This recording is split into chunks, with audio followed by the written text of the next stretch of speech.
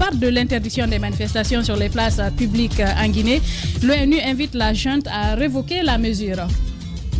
C'est donc le Haut Commissariat des Nations Unies aux droits de l'homme qui a fait sortir cette déclaration pour inviter la junte à révoquer l'interdiction de manifestation.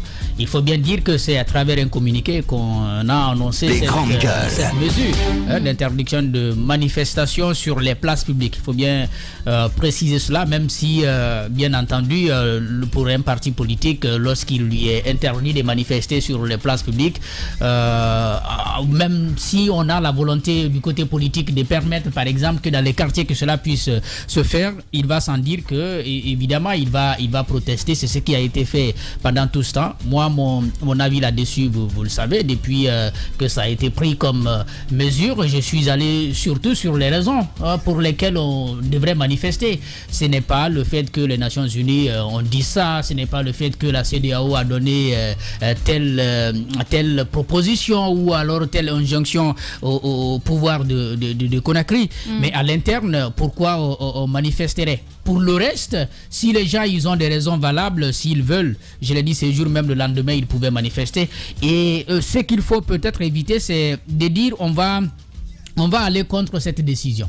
L'ONU a fait des injonctions. Je crois que la junte va bien écouter cela pour revenir sur sa décision. Mais en attendant que cela ne soit fait, si on dit on va aller à l'affront, comme cela a été entendu dans les sièges de partis politiques, je veux bien comprendre comment on peut sortir des muscles pour devant des militaires pour pouvoir, n'est-ce pas, manifester. Ce qui est grave quand même dans le comportement de la junte militaire au pouvoir, le CNT a adopté les 36 mois pour la durée de la transition et jusque-là, il n'y a pas de promulgation.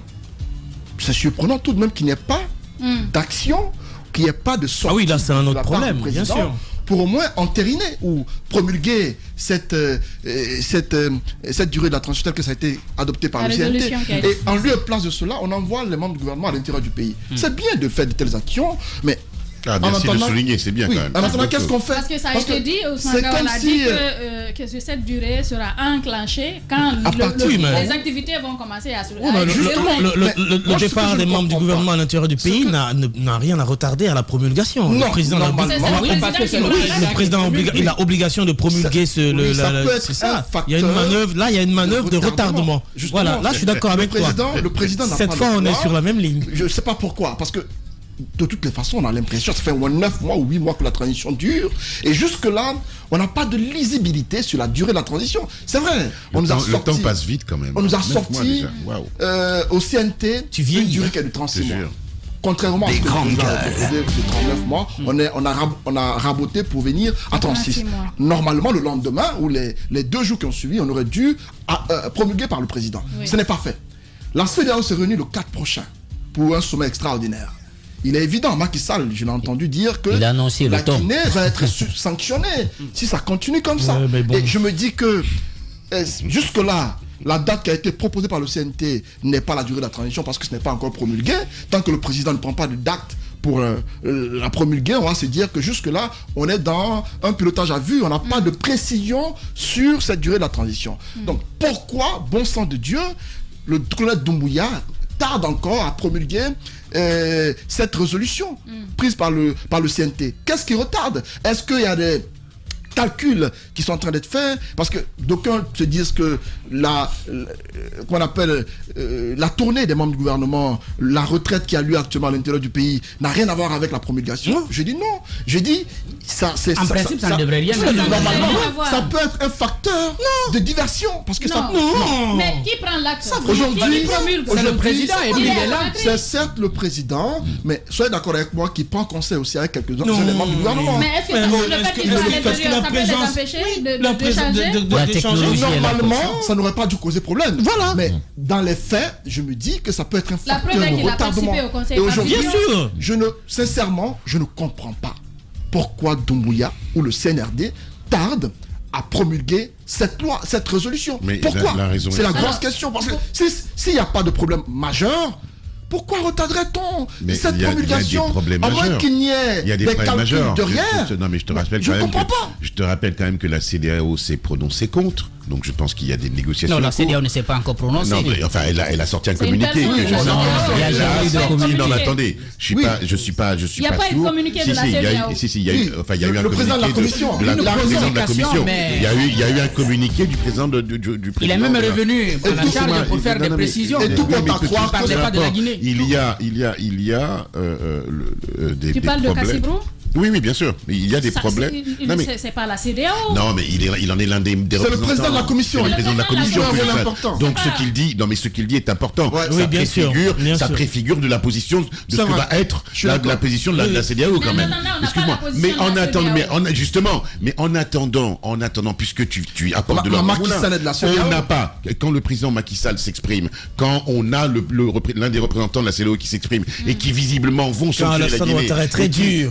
Quand Alassane Ouattara est extrêmement dur sur la question de la Guinée, je comprends parfaitement bien que la junte mettent du temps à promulguer ces fameux 30. Et est-ce que la Guinée va supporter une suspension éventuelle Mais la question n'est même pas la grosse question. Tu sais, au cas où on subissait la même sanction que le Mali, est-ce qu'on est capable de supporter? Mais sommes-nous aussi forts? La question qu'on doit se poser, c'est sommes-nous aussi fiers et aussi forts que le peuple malien pour justement supporter ce que la junte est en train de faire, c'est-à-dire redresser le pays, remettre de la morale dans la vie politique et surtout faire en sorte. Faire un transi. Non mais attends, mais c'est pas la question là. On est dans un débat de fond.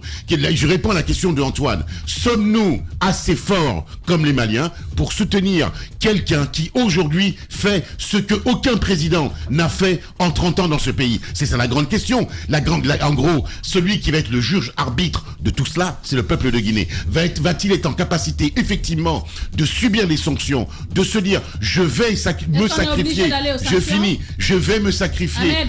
On est obligé d'aller aux sanctions. Mais on va probablement aller aux sanctions. C'est inévitable. Parce que je ne vois pas pourquoi et comment la junte reculerait. Je ne vois pas pourquoi. Donc on va aller aux sanctions. La différence avec le Mali, c'est que le peuple malien, en majorité, soutient la transition au Mali. Mais la Guinée aussi, nous soutenons la transition. Il faut relativiser. Non mais attends, j'ai quand même le droit. Non mais ça c'est trop facile. Oui, je ne suis pas le peuple de Guinée, mais j'ai quand même des tendances. J'écoute, je vis. Non mais oui, mais je suis un observateur. Je suis un. Attends, écoute-moi. Je vais te prouver qu'on soutient. Je vais te prouver qu'on soutient. Attends. Je vais te prouver qu'on soutient. On est sorti. Le peuple de Guinée, mais un petit journaliste certes. Mais si tu me laisses expliquer quelque chose, je vais t'expliquer. Non. Attends, je vais t'expliquer quelque chose. Le 5 septembre, le peuple de Guinée est sorti majoritairement pour acclamer la junte. Ce n'est plus la même tendance. Ça, c'est une preuve de soutien. Non. Mais alors, qui êtes-vous, au grand journaliste que vous êtes? Les sondages sont déjà sortis. Ce n'est plus la même. Mais quel sondage? Qui êtes-vous, grand journaliste que vous êtes? Qui êtes-vous pour dire le contraire aujourd'hui? Les sondages sont sortis. Moi, je suis un observateur qui dit le contraire. Non, je suis un observateur qui dit le contraire. Partisan de quoi? Partisan de quoi? Non, là tu m'insultes. Je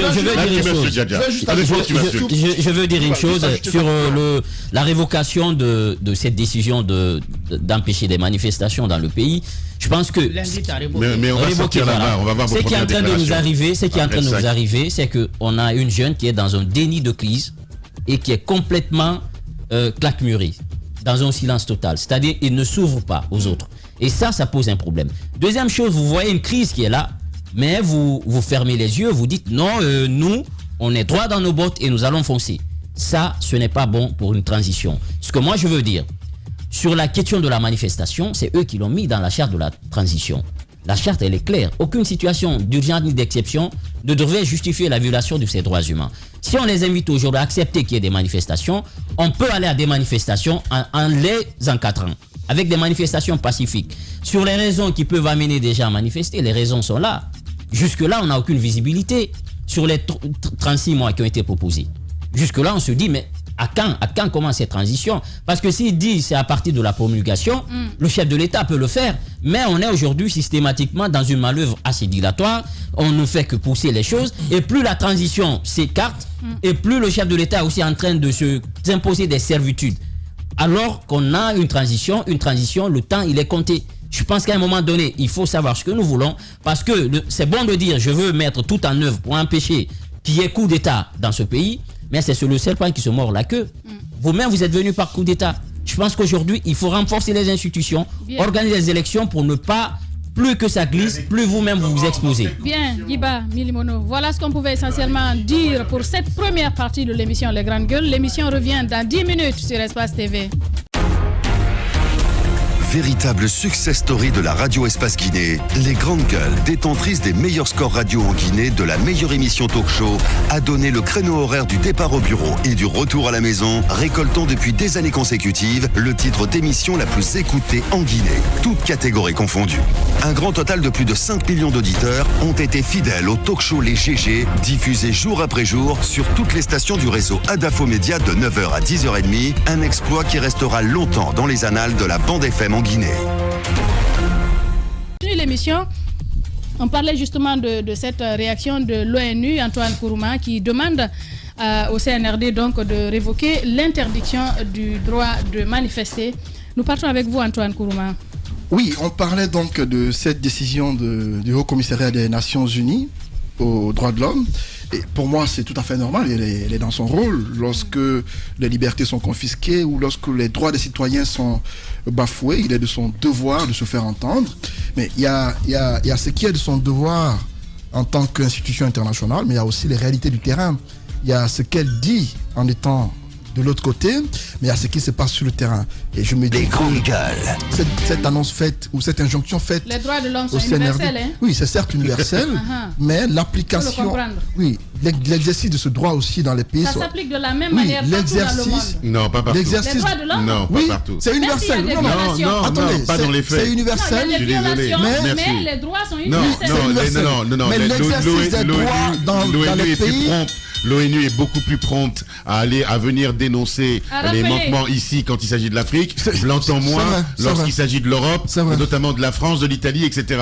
Mais ce qu'il faut dire, l'exercice des droits aussi dans les différents pays. C'est la géométrie variable, les droits de l'homme. Dans les différents pays particuliers, parce que tel que les citoyens ailleurs exercent leurs droits, en Guinée, c'est pas forcément la même chose. Lorsqu'une chose vous est admise, parfois la façon de l'exercer prête à interrogation. C'est ce qui fait que parfois, souvent, lorsqu'une décision est prise, certes, on peut aller contre lorsque c'est abusé, mais lorsque parfois c'est justifié, on s'est dit qu'il y a lieu de ne pas forcément condamner. Et donc, pour ce qui se passe là, par rapport à la sortie du Haut Commissariat, c'est une sortie qui est salutaire parce qu'elle est dans son droit. Oui, mais pour ce qui est des réalités du pays, on pense qu'il y a lieu à l'interne d'en discuter encore. Pour ce qui est des conséquences liées à une éventuelle sanction de la CEDEAO contre la Guinée, parce que le débat va se poser très bientôt, c'est important qu'on en parle maintenant, parce que le 4 juin prochain, elle va se réunir. Les chefs d'État se réuniront au cours de ce sommet extraordinaire. Certainement, il y aura des mesures contre la Guinée. Je me dis une chose, si les sanctions prises contre le Mali ont été jugées drastiques, ont été jugées abusées ou excessives, le Mali, jusqu'à ce jour, arrive à supporter les sanctions. Est-ce que la Guinée pourra en faire autant? Une sanction était prise contre la Guinée. De prendre des sanctions? Non, au stade où nous sommes, c'est inévitable parce que je ne crois pas que jusqu'au 4 juin, cette durée de la transition telle que c'est dit en Guinée va changer. Parce que je ne crois pas que Doumbouya va aller en deçà des 36 mois. Il va promulguer certainement les 36 mois. Il n'ira pas. Il n'en sait rien? Non. Il n'ira pas en deçà, je ne crois pas du tout. Il va forcément ou certainement promulguer les 36 mois tels que ça a été proposé par le CNT. Et si le dialogue était relancé? Oui, même s'il y avait dialogue, ça ne va pas changer la décision de la CEDEAO. L'un n'empêche pas l'autre. Aujourd'hui, ça va peut-être amener les présidents à se réunir prochainement pour un nouveau sommet extraordinaire parce qu'ils vont faire en sorte que la CEDEAO se fasse respecter. Parce que ce qui se passe au Mali, au départ, on a tous condamné le fait que la CEDEAO soit allée de façon excessive dans la sanction. Ça a été jugé comme ça. Mais sauf qu'au fur et à mesure, le comportement des Maliens a montré que la CEDEAO n'avait pas tort. Parce que de 5 ans, ils sont venus à 2 ans, désormais. Oui, mais de 5 ans, ils sont venus à 24 mois. Comme pour dire qu'on avait un peu exagéré dans la proposition faite de la transition. D'où l'attente du CNRD aujourd'hui avant de promulguer... Si 5 ans ont été refusés au Mali... Si 5 ans ont été refusés... Je constate. Oui, ces 5 ans ont été refusés au Mali. Je me dis que la Guinée fort certainement a tenu compte du cas malien pour dire que le Mali a proposé 5 ans, ils ont été sanctionnés. Nous, on va prendre le juste milieu. On prend 36 mois, 3 ans notamment. Voilà. On prend 3 ans certainement, ils vont nous tolérer. Sauf que les 36 mois tels que c'est proposé, des voix s'élèvent pour dire que c'est un peu trop. Et des voix, c'est 36 mois, mais là, on ne sait pas justement où ça va aller. Et des voix non des moindres. Le président de la commission de la CEDEAO s'est prononcé, Jean-Luc Cassibrou. Macky Sall s'est prononcé. Macky Sall, on sait tous qu'il est actuellement le président en exercice de l'Union africaine et c'est l'un des membres importants de la CEDEAO. Il s'est prononcé. Alassane Ouattara qui semblait protégé ou qui semblait être avec Doumbouya sur beaucoup de points parce que Doumbouya semblait l'écouter. Mais j'ai l'impression que tout ceci vont finir par changer de mentalité vis-à-vis de la junte militaire au pouvoir en Guinée. La grosse question, c'est est-ce que si une sanction était prise à l'image du Mali, est-ce que le peuple de Guinée est prêt à supporter des sanctions éventuelles? Parce qu'il faut rappeler que certaines sanctions... Nous n'avons pas les mêmes réalités. Attendez, il faut rappeler certaines sanctions qui peuvent être prises. C'est notamment la fermeture des frontières de la Guinée avec tous les pays de la CEDEAO. À part le Mali peut-être qui va refuser cela. Ça ne va pas changer grand-chose. Ça ne changera pas grand-chose. On a tellement peu d'échanges. Non, mais on a tellement peu d'échanges économiques avec eux. Honnêtement, ça ne va pas changer grand-chose pour nous. Attention, ça a des conséquences. On a vu ce qui s'est passé ici sous Alpha Condé. Ces camions qui étaient bloqués entre le Sénégal et la Guinée. Qu'est-ce que vous proposez aux entrepreneurs? Des conséquences négatives à l'interne. À mon avis, serons-nous capables de supporter? C'est ça la grande question. Juste la grosse question. Et pour moi, la fermeture, tu te rappelles du côté de Mali. Mais je m'en souviens très bien. Mais la grande question, la différence peut-être, serons-nous capables de supporter avec le Mali, c'est qu'on a quand même des autorités, à part quelques-unes qui parfois ont tendance à être arrogantes dans les prises de parole. La plupart des sorties sont mesurées. À la différence du Premier ministre malien qui parfois va dans l'excès et arrogant lorsqu'il prend la parole contre la CEDEAO et tout cela. En Guinée, à part peut-être Ousmane Gawal à un moment donné qui semblait un peu titiller la CEDEAO et même Amara Kamara, le porte-parole de la présidente, lors de la conférence de presse. À part cela, je me dis que le Premier ministre guinéen et les autres,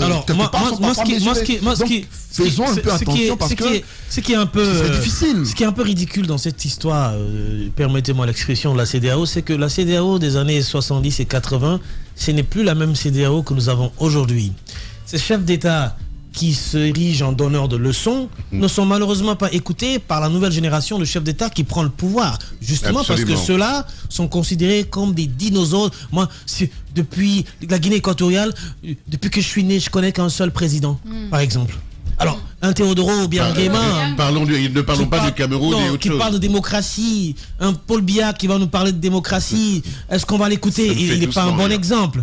D'accord. Un Ouattara qui va nous parler de démocratie, c'est pas un bon exemple. Un Faure Simbe qui va s'ériger en médiateur dans toutes les crises entre la Guinée, le Mali, le Burkina Faso et les instances de la CEDEAO et l'ONU n'est pas un bon exemple. Récemment, il a fait le forcing. Il y a eu ces femmes qui sont sorties en rouge et c'est Alpha qui l'a aidé. Et c'est Alpha. Et voilà, c'est Alpha qui l'a aidé à travers son envoyé spécial. Et où était la CEDEAO à ce moment-là? À travers son envoyé spécial de Thibou Camara. Alpha a forcé le 3e mandat ici. La CEDEAO en a dit quelque chose.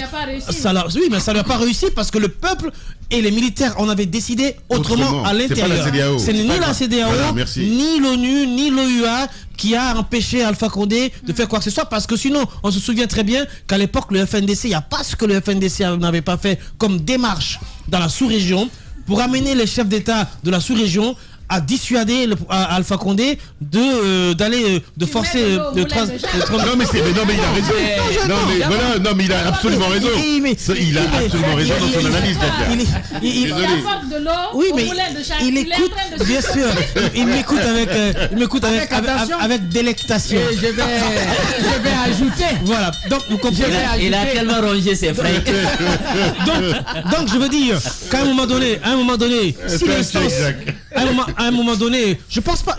Vous savez, le cas burkinabé, le cas malien et le cas guinéen sont très atypiques. Vous avez des chefs d'État qui, à un moment donné, mais le cas burkinabé est un peu différent. Non, c'est atypique à tous les niveaux. Ça, c'est différent. Chacun, Madame Yoro, je veux dire, ce que je veux dire, je ne veux pas. Oui, mais je ne veux pas. Aujourd'hui, le Mali est mieux que. Permets-moi, Antoine. Laissez continuer. Il apporte de l'eau à tout le monde. Permets-moi de terminer. Les cas sont différents à l'interne, mais vis-à-vis de leur position, vis-à-vis des instances comme la CEDEAO et l'ONU, les cas sont quasiment les mêmes. Ce sont les chefs d'État aujourd'hui qui ont les oreilles bouchées lorsque l'UA parle, lorsque la CEDEAO parle, parce qu'ils estiment que ces chefs d'État-là n'ont rien fait pour éviter leur avènement. Pour éviter leur avènement. C'est ça, parce que leur avènement est la conséquence de plusieurs facteurs et des facteurs qui ont été à un moment donné pas soutenus fondamentalement par ces instances, mais sur lesquels ils ont eu les yeux et les oreilles complètement fermés. Donc aujourd'hui, je pense que si la CEDEAO et l'UA veulent se faire respecter, ils n'ont qu'à d'abord chercher à dégager ces vieux chefs d'État. Et puis il faut rajouter pour conclure que la conséquence de ce qui se passe aujourd'hui en Guinée, au Burkina et au Mali, je suis désolé, c'est l'inertie de la CEDEAO, les manquements... Non, la complicité. Moi, je ne parle même pas d'inertie, je parle de complicité. La complicité de la CEDEAO avec les chefs d'état civil qui ont fait les troisièmes mandats, qui ont bafoué les constitutions, ce n'est que la résultante. Donc qu'on ne vienne pas nous bassiner les oreilles ici avec les droits humains, les droits ceci, les droits démocratiques, alors que, oui, je le dis, alors que la CEDEAO en son temps, alors que la CEDEAO en son temps, il l'a rappelé, le FNDC a fait des traits et des mains pour les impliquer. Ils n'ont jamais voulu intervenir. Ils ne sont jamais intervenus. Ils ne viennent pas aujourd'hui nous donner des leçons. Parce que les autres n'ont pas été de bons donneurs de leçons. Il faut dévier. Mais non, je te donne un exemple. Ceux qui nous donnent à Malabo là aujourd'hui, ceux qui se sont réunis, je te donne un simple exemple. Hier, on parlait de la conséquence, de leur déclaration. Mais Malabo, c'est quoi? Je vous rappelle quand même qu'il y a 2 ans ou 3 ans en arrière, le fils Obiang se faisait prendre pour pratiquement 26 patates de voiture avenue Foch. Il a été condamné. On lui a retiré les biens de Michael Jackson qu'il a acheté pour plus de 30 millions de dollars. Tu sais ce que tu fais avec 30 millions de dollars en Afrique? Tu construis des universités, des écoles, etc. Donc qu'ils arrêtent. C'est-à-dire que ça veut dire quoi? Ça veut dire que ceux qui aujourd'hui viennent nous donner des leçons de démocratie sont ceux-là même qu'on a chopés il n'y a pas longtemps en plein détournement de deniers publics. Et là, c'est pas en Afrique qu'on l'a fait. Ces gens-là ont investi avenue Foch. Qui connaît la France sait que ça veut dire que on n'a pas de leçons à recevoir de ces gens-là. Et donc on peut faire ce qu'on veut.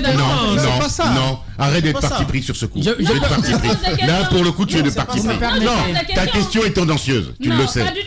Ta question est très maligne et très tendancieuse. Elle joue son rôle.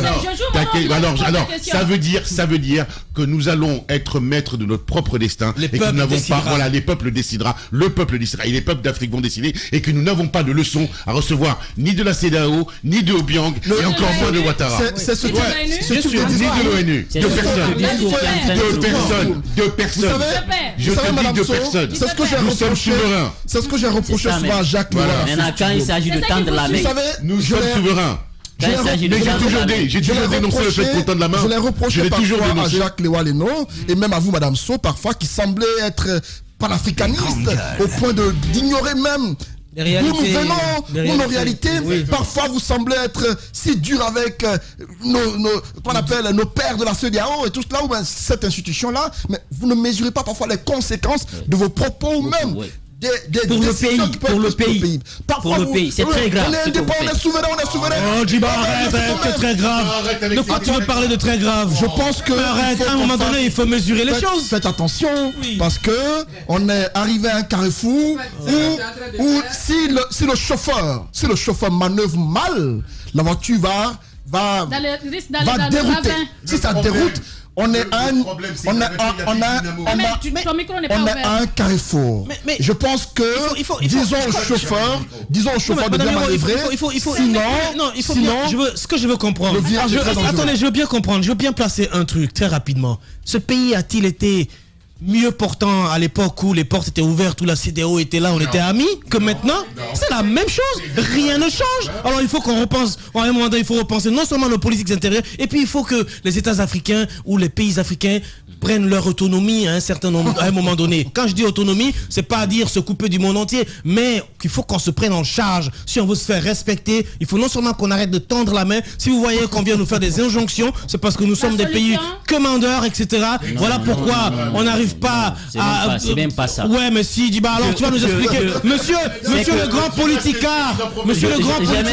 J'aimerais dire juste une chose. Explique-nous. Non, Jacques, tu auras tout le temps. J'aimerais dire une chose. chose. Non, si vous permettez, une seconde. Voilà. J'aimerais dire une chose. Le fait de dire que nous sommes souverains, c'est-à-dire que lorsque on a des problèmes, non, ça nous arrange. Ça nous arrange, on dit on est souverain. C'est un débat creux. Moi, je veux dire une chose. On a une histoire intimement liée à celle de la CEDEAO et de l'Union africaine. C'est de ne pas savoir d'où nous venons pour régner aujourd'hui ces institutions. Nous avons une histoire intimement liée à ces institutions. L'Union africaine. Le rôle que nous avons joué, la CEDEAO, le rôle que nous avons joué. On a reçu l'autre jour ici un doyen qui parlait de l'implication d'Ahmed Sékou Touré dans la création de la CEDEAO. Ça nous a apporté. Donc ça veut dire aujourd'hui aucun pays ne peut vivre en autarcie aujourd'hui. Ça a apporté. Nous appartenons à un village planétaire. Nous avons souscrit à des conventions. Non, est-ce qu'on ne renie pas l'Afrique? Non, juste ce que vous dites là. Nous avons souscrit à des conventions. Il faut changer. Nous avons souscrit à des conventions qui nous engagent. Il faut changer les méthodes d'implication. Nous avons signé des conventions qui nous engagent. Et donc il faut qu'on respecte ces conventions. Faut pas protéger les vieux briscards. Aujourd'hui, aucun pays ne peut vivre en autarcie. Nous sommes dans un village planétaire. Si la Guinée viole les conventions qu'ils ont signées, ils vont nous obliger à les respecter. C'est pas parce que l'autre a violé la constitution chez lui que toi tu dois le faire chez toi. Ça c'est écrit dans les bouquins. D'accord. Il faut qu'à un moment donné qu'on accepte d'être sur la voie. Bien, allez-y Jacques Léva. Merci beaucoup. Je peux parler au moins. Je l'assume entièrement. Vous savez, Antoine, là où je suis d'accord avec toi, je te le dis clairement. Je crois que le colonel Doumbouya doit promulguer la résolution prise par le CNT pour qu'au moins le compte puisse commencer pour savoir à quand, bien entendu, la transition démarre. Là, je suis entièrement d'accord avec toi. Maintenant, sur les institutions, Monsieur Djiba, le Maroc s'est retiré de l'UA. C'est l'UA qui a démarché. C'est l'UA qui a démarché le Maroc pour revenir dans l'Union africaine. Et je crois que quand le Maroc était en dehors de l'Union africaine, il ne se portait pas mal. C'était l'une des puissances économiques de ce continent. La Mauritanie. Ah non, mais je te parle du Maroc. C'est comme tu nous dis. Mais attendez. Non, comment ça, la comparaison n'est pas raison. Et est-ce qu'il y a un pays désigné par Dieu pour se développer? Je te réponds juste, quand tu as dit aucun pays ne peut se développer en dehors de ses institutions, le Maroc l'a fait. La Mauritanie, ce n'est pas une économie bien importante, mais elle ne commande pas la Guinée. Elle n'est pas membre de la CEDEAO. Donc sortons de ces histoires-là. La CEDEAO, vous savez quoi? Je parle d'abord de l'Union africaine. L'Union africaine rétablit Alpha Condé dans sa communication d'avant-hier. Parce qu'elle dit quoi? Elle dit changement anticonstitutionnel. Donc, si nous, à l'interne ici, on considère que le colonel Doumbouya est venu chasser un pouvoir illégal, pour l'Union africaine, le colonel Doumbouya est venu chasser un pouvoir légal, un pouvoir élu. Mais si vous êtes d'accord avec, il n'y a pas de problème. Non, mais il parle de changement, des changements anticonstitutionnels. Mais changement anticonstitutionnel, mais est-ce qu'on a dit la Guinée, c'est pas changement anticonstitutionnel? On a dit que c'est un changement anticonstitutionnel. Alors, mais si vous êtes d'accord avec... La constitution a été modifiée, c'était pas normal. C'était pas normal, mais l'Union africaine estime que ce qui est arrivé le 5, c'est un changement anticonstitutionnel. Donc ça veut dire qu'il y avait une constitution en Guinée qui avait été acceptée par tout le monde. Et donc le pouvoir d'Alpha Condé était un pouvoir élu, un pouvoir légal. Si vous êtes d'accord avec, il n'y a pas de problème. Moi, je ne suis pas d'accord. J'estime qu'il y a une rectification qui a été faite. Non, mais généraliste, on pouvait dire... pour le cas de la Guinée. Mais vous avez dit tout à l'heure que le Burkina, c'est un cas particulier, non? On pouvait dire, bon, la Guinée, c'est un cas particulier. Mais on ne l'a pas dit. D'ailleurs, ce n'était pas une généralité parce que l'Union africaine a soutenu Alpha Condé. La CEDEAO a soutenu Alpha Condé. Vous étiez là ou vous avez tous observé? C'est pas aujourd'hui qu'on vienne, n'est-ce pas, déclarer des choses de cette façon. Maintenant, pour ce qui est des sanctions, moi je ne veux pas qu'il y ait des sanctions parce que le Mali a été sanctionné. Je sais que ce n'est pas le bonheur là-bas, mais comme Roby l'a dit, je ne crois pas que sous Ibeka, le Mali vivait mieux. Parce qu'il n'y avait pas de sanctions, il y avait des transactions, etc., etc. Aucun pays africain, dans le cadre des sanctions, ne peut être heureux. Parce que rien qu'avec les déplacements de personnes. Mais c'est pas parce que c'est pas seulement le pays qui va être sanctionné, qui va subir les conséquences de cette situation. Par exemple, le Sénégal qui va fermer ses frontières avec la Guinée, oui, les Guinéens souffriront, mais quelques Sénégalais payeront aussi le prix. Et il en est de même pour le Libéria, pour la Côte d'Ivoire, pour... Non, mais ce sont des pays qui vont fermer leurs frontières. C'est cela, non? Quand la CEDEAO décide de fermer les frontières, les pays sont interdépendants. La Sierra Leone est à côté de nous, elle partage ses frontières avec le Libéria et la Guinée. Donc, si vous fermez des frontières avec la Guinée, vous mettez ce pays-là, si vous voulez, en difficulté aussi. Je crois que la CEDEAO est très avertie. Dans les communications que j'ai entendues jusque-là, c'est de dire, nous allons aider les gens à s'organiser pour le retour à l'ordre constitutionnel. Mais il faut que cela puisse s'appuyer sur les volontés exprimées à l'interne. Merci. Ça, c'est fondamental.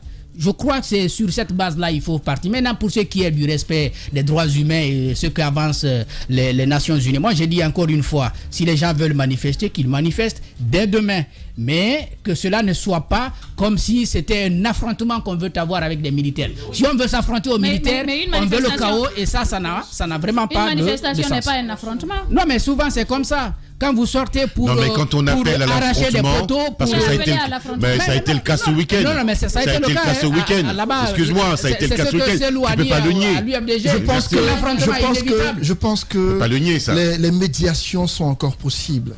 Le ministre des Affaires étrangères, à la CEDEAO de le comprendre. Le ministre Maurice Anda Kouyaté est à l'intérieur du pays, je ne sais pourquoi, parce que lui doit être à Conakry à l'heure où nous parlons. Il faut qu'il soit... Normalement, il aurait dû être dans son avion. Le chef de la diplomatie. Oui, il n'a pas sa place à l'intérieur du pays aujourd'hui. Parce que la plupart des ministres qui y sont, ils sont parce qu'il y a... D'accord. Ils y sont parce qu'il y a... Il fait de la propagande là. Ils y sont parce qu'il y a leurs services qui sont déconcentrés. Je suis d'accord, mais il fait de la propagande. Le ministre des Affaires étrangères, c'est pas sa place là-bas aujourd'hui. Regarde la situation de sensibilité dans laquelle... Regarde du contexte dans lequel nous sommes. Elle ne fait même plus peur. Oui, le ministre. Elle ne fait pas peur au Jacques. Mais c'est ça. Quand on dit sanction, c'est ça, non? Jacques. C'est faire peur. On dit sanction, les gens ont peur. Ce type de discours, il faut s'en méfier, Jacques. Parce que n'encourageons pas la CEDEAO. Je n'encourage rien. Non, c'est ce que tu encourages. Tu banalises. Ce que tu ne sembles pas comprendre. Tu n'as pas été au Mali pour comprendre ce que subissent les Maliens. Moi, j'ai été au Mali, je sais ce que j'ai vu là-bas. Mais je vous dis. Tu es resté à Bamako. Ça a été à Bamako. 48 heures, ça va. 48 heures pour déployer la misère des Maliens. J'ai fait 10 jours au Mali, non, j'ai pas que je suis spécial, au moins j'ai touché du doigt les réalités du Mali. Je me suis promené à Bamako, j'ai vu comment les Maliens s'en sortent. Ce qu'il faut dire, ce que j'y ai vu, c'était mieux avant. Je ne crois pas qu'en Guinée, si une décision était prise contre la Guinée, au même titre que le Mali, je vois un peu les conséquences qu'on va subir. Je sais que les Guinéens sont en majorité commerçants. Les Guinéens sont en majorité des personnes qui sont pas des nomades, mais ils se déplacent beaucoup. Donc, les Guinéens sont des personnes qui ne sont pas parfois immobiles. Oui, mais tu l'as fait autant. On n'a aucun respect pour les auditeurs, s'il vous plaît. Parlons pour les auditeurs. Si tout le monde parle à la fois, ils ne vont rien comprendre. Pour moi, nos autorités ont encore la possibilité, à travers notre ministre des Affaires étrangères, comme il le fait très souvent, d'aller faire cette diplomatie souterraine afin d'atténuer, si sanctions il y avait, ces actions éventuelles contre la Guinée. Mais au lieu qu'on ne s'asseye à faire des conférences de presse pour dire à la CEDEAO, telle personne n'est pas la mieux placée pour nous parler comme elle a fait la fois dernière, ou que vous ne pouvez pas prendre des mesures comme telles contre nous, disons-nous une chose, il serait important que le CNRD se retrouve afin de voir comment il est possible de promulguer d'abord, de voir des actions et de promulguer cette résolution et ensuite voir comment il est possible de repartir vers les membres de la CEDEAO afin de pouvoir continuer la discussion, parce qu'il faut reconnaître une chose, ils ont posé des actes tout de même louables par rapport à ce que la CEDEAO a dit, pas du CNRD. Le CNRD, à part le chronogramme de la transition, il y a eu beaucoup d'actions par rapport à ce que la CEDEAO avait recommandé. Alpha Condé est désormais libre, il a été libéré. Il y a eu d'autres actions qu'ils ont posées qui aujourd'hui ont satisfait certaines injonctions de la CEDEAO, mais à part cela, notamment par rapport au chronogramme, on peut essayer aussi de relancer le dialogue. Justement, il y a des actions qui ont été entreprises qui sont à saluer. Parce que tous ces clashs qu'on voit, c'est parce que le dialogue n'est pas là. Voilà, il ne faudrait pas qu'à cause d'une petite chose, qu'il y ait une sanction qui va arranger une minorité, faut pas banaliser les qui va arranger une minorité qui a la possibilité de se nourrir, comme toi Jacques, et une autre majorité, mais si une majorité de Guinéens qui n'a pas cette possibilité-là, parce qu'il y a des Guinéens qui ont la possibilité de s'en sortir.